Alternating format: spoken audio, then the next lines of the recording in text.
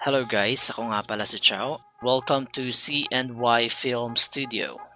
Ituturo ko sa inyo ngayon kung papaano nga ba gawin ang speed ramping inside Premiere Pro CC.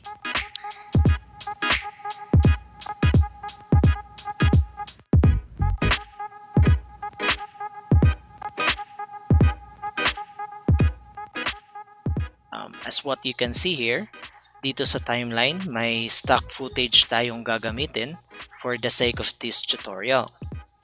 Alright, and before that, I'd like to give a credit to the owner of this footage na in-upload sa YouTube channel. Yung YouTube channel is Melly. Ayan. I'd like to give a credit for the owner. So, if may knowledge ka na konti sa Adobe Premiere Pro, madali mo na lang makakatch up itong video tutorial na ituturo ko ngayon. Alright, first, just see to it na yung footage mo is around 239 FPS. But then, kahit 120 FPS, pwede na yun. The more FPS, mas better po yun. Okay, let's start. So, ito po kanina, mayroon siyang 239 FPS. Medyo naghahang yung computer ko, hindi niya kinakaya yung footage. But then, tingnan natin kung ano magagawa natin dito sa video footage nito para mas mapaganda. Alright? Tatansyahin na lang natin siya kasi nga hindi siya ganun ka-smooth. So, right-click natin. Hanapin natin yung Show Clip Keyframes, Time, and then Speed.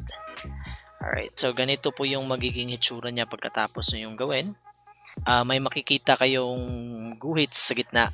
At kung hihilain natin siya pataas, ayun makikita natin yung percentage indicator. So ang ibig sabihin lang po nun, pag hinila natin siya pataas, bumibilis po yung footage natin. And kung pababa naman, bumabagal. And then punta ka sa Effects Control. Ito makikita mo yung time remapping. At nandito yung speed, which is dapat kulay blue yan siya para nakatagil yung animation. Then hit the control on your keyboard and makikita mo yung plus sign sa cursor. So ito i-hit natin dito. Gaya yan. So makikita nyo yung keyframes. Ayan yung keyframes, and then tatansyahin muna natin siya papuntang mga siguro dito. Mga dito. Ayan. So, same pa din. Hit control and then click mo kung saan yung spot na napili mo. Just like that. And then makikita mo rin dito yung keyframes. So, yung gagawin natin, since nakikita nyo na yung dalawang keyframes, pwede na natin hilain pababa yung nasa gitna. Ayan, kung nakikita nyo, yung footage, medyo humaba din siya. Normal lang po yun kasi ngayon dito na part is nag-slow motion. Yung duration ng footage is tumaas din. Kung ganito yung footage natin, since hindi siya ma-play kasi nga, yan, nakikita mo yung indicator sa timeline is red. Yung pinakamabisang paraan na naisip ko lang dito is i-prepare-render ko siya. Gaya niyan, i-render ko muna siya.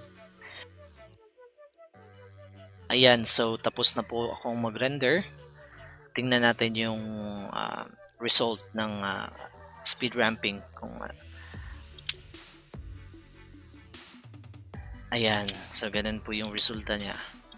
So medyo pangit siya tingnan, no? Pangit siya tingnan. Hindi siya smooth.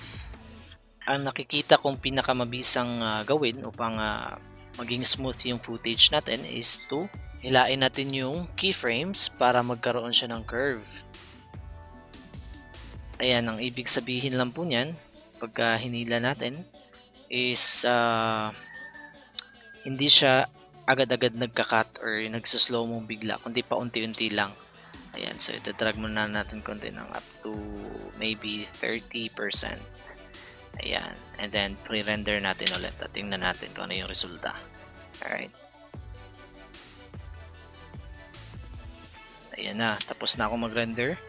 So, i-play natin siya. Tingnan natin yung result. Yan. Diba smooth na? Alright. So, ganun lang po. Basic Basic lang po yan, basic speed ramping sa Adobe Premiere Pro. Ayan. Alright. Maraming salamat sa panonood ng tutorial ko. Sa susunod na namang tutorial. Bye-bye!